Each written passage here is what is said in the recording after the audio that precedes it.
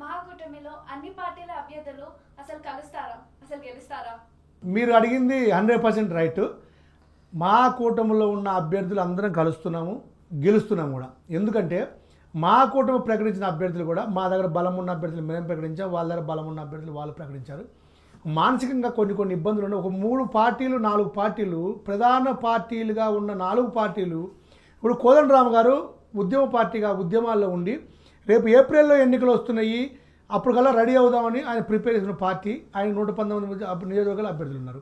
CPI ఒక 20-30 చోట్ల అభ్యర్థులు బలంగా ఉన్న వాళ్ళ పార్టీ, కాస్త కూస్తో బలం ఓటు బ్యాంక్ ఉన్న పార్టీ సిపిఐ.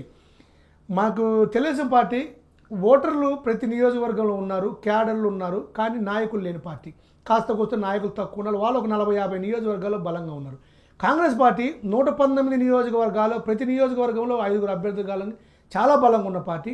ప్రతిపక్షంలో ఉన్నప్పటికీ మా క్యాడర్లో ఎక్కడ డిస్టర్బెన్స్ లేదు, బ్రహ్మాండంగా బలంగా ఉన్న పార్టీ మేము. మా 4 పార్టీలు కలిసేటప్పటికల్లా దాదాపు 400-500 మంది ఆశావాహులు. ఒక కాంగ్రెస్ పార్టీకే 5,000 మంది అప్లికేషన్స్ పెట్టారండి. అంతమందిని స్క్రూటినీ చేసి 90 తీసుకొచ్చాం, 95 మంది ఇచ్చాం. ఇందులో ఆశావాహులు ఉంటారు, అసంతృప్తివాదులు ఉంటారు, సమీకరణలో రాలేకపోయిన వాళ్ళు ఉంటారు, సీనియర్ లీడర్స్ ఉంటారు, అందరు ఇబ్బందులు ఉన్నాయి. కానీ కాంగ్రెస్ పార్టీ గొప్పతనం ఏంటంటే ఎవరి ఎలా ఉన్నా, ఎవరు సీట్ వచ్చిందనుకో మేమంతా ఒక కుటుంబం, మేమంతా కలిసిపోతాం, మేమంతా పనిచేస్తాం. ఇంకా ఉద్యమంలో ఇప్పుడు కోదండరామ్ గారు పార్టీ ఉంది, వాళ్ళు ఉద్యమంలో ఉన్నారు, ఉద్యమం నుంచి వచ్చారు. వాళ్ళని మోసం చేసినంతగా కేసీఆర్ ఎవరిని మోసం చేశారు? తెలంగాణ ప్రజలందరినీ ఎలా మోసం చేశారు? కోదండరామ్ను మోసం చేసింది ఒక ఎత్తు. కోదండరామ్ను ఆ రోజు ఏమన్నాడు? అదే ఎంత మంచిగా ఉందా నీ ఫేస్, ఇంత ముద్దుగా ఉన్నాను అన్న కోదండరామ్ ముద్దు సంగతి తర్వాత అసలు పిలిచి మాట్లాడడానికి నీ చేత కాబోయా. అలాంటి కోదండరామ్ కమ్యూనిస్టులు సిపిఎం వ్యతిరేకించింది, కానీ సిపిఐ పార్టీ ఫస్ట్ నుంచి తెలంగాణ ఉద్యమానికి బలంగా మద్దతు ఇచ్చిన పార్టీ సిపిఐ. అలాంటి సిపిఐ పార్టీని వ్యతిరేకించి ఇంకోటి టీడీపీ పార్టీ లెటర్ ఇస్తేనే తెలంగాణ వచ్చింది. టీడీపీ ఆ రోజు చంద్రబాబు గారు మేము లెటర్ ఇవ్వడం తెలంగాణ వస్తుందని. తెలంగాణలో టీడీపీ బలంగా ఉన్న పార్టీ. ఇన్ని 4 పార్టీలు కలిసి మేము ముందుగా ఎన్నికలకు వెళ్తున్నామంటే కొంచెం చిన్న అవకతవకలు, చిన్న ఇబ్బందులు, దాన్ని డిస్టర్బెన్స్ అవటం సహజమైన పరిణామం. కానీ కాంగ్రెస్ పార్టీలో ఇంతకుముందు ఎన్నికల్లో జరిగిన డిస్టర్బెన్స్ కంటే చాలా తక్కువ. అది కొద్దిమంది, అది స్వల్ప మంది మాత్రమే అసంతృప్తులు ఉన్నారు. ఇప్పుడు రేపు కొందరు 20 మంది రేపల్స్ వేస్తున్నారు. వాళ్ళందరినీ కూడా మాకు అధిష్టాన వర్గం ఒక కమిటీ వేసింది, వాళ్ళందరినీ పిలిపిస్తున్నాము, మాట్లాడుతున్నాము, అవన్నీ సమర్థిస్తాం. అన్ని పార్టీలు ఐకమత్యంతో ఈ నిరంకుశత్వమైన పరిపాలనని అంతమొందించడం కోసం మేము కలిసాము. ధైర్యంగా మేము అందుకే కలిసామని చెప్తున్నాం.